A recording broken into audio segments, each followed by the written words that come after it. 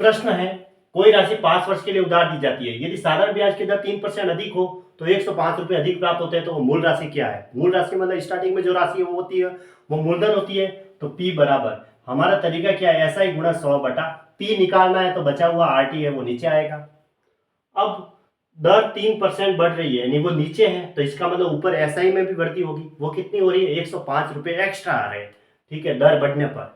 तो इसका मतलब नीचे 1 में अंतर है तो ऊपर 1 में अंतर है, ताकि अंतर से अंतर कट जाता है।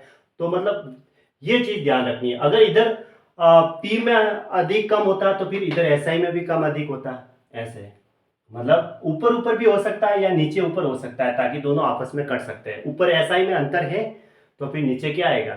नीचे है वो R में भी क्या है, अंतर दे रखा है, 3% अधिक होती। तो अब डायरेक्ट इसको तरीके से सॉल्व कर दो। P बराबर क्या निकालना है? SI एक्स्ट्रा कितना है? 105 गुणा 100 बटा R, अधिक कितनी है? 3 गुणा टाइम कितना है? 5। अब इसको काट दो, 3 त्रिया 9, 5 त्रिक 15, 7 बार गया तो 700 रुपये आ गए। तो 700 रुपये ये आंसर हो गया, ऑप्शन ए राइट है। अगला प्रश्न, साधारण ब्याज पर कोई धनराशि 2 वर्षों के बाद 720 रुपये हो जाती है तथा 5 और अधिक वर्षों के बाद, देखो 5 और अधिक का है, 5 वर्ष नहीं का है, 5 और अधिक, यानी 2 में 5 और जोड़ो तो 7 वर्ष। 7 वर्षों के बाद 1020 रुपये हो जाती है, यानी कि 2 साल में तो कितनी हो रही है? 720 रुपये हो जाती है, मतलब मिश्र धन है। और 7 वर्ष में कितनी होती है? 1020 रुपये, क्योंकि 2 5 और अधिक का है तो फिर 2 में 5 जोड़ो, 7 सालों में ये इतनी हो जाती है। तो ये कितने साल एक्स्ट्रा है? 7 में से 2 गए, 5 साल में। और ये एक्स्ट्रा धन जो आ रहा है वो ब्याज का ही आ रहा है, इसका मतलब ज्यादा हो रहा है, वो ब्याज आ रहा है।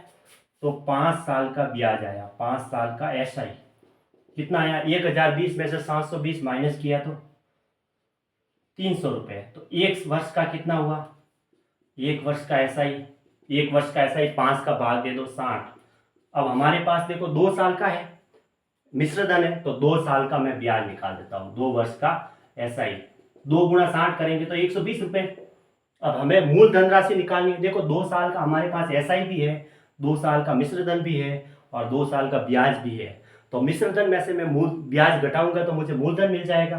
तो P बराबर कितना आया? 720 में से 120 घटाया तो कितना आया? 600 रुपये। बस 600 रुपये इसका आंसर हो गया। कौन सा ऑप्शन बैठा? फिर ऑप्शन बी सही है।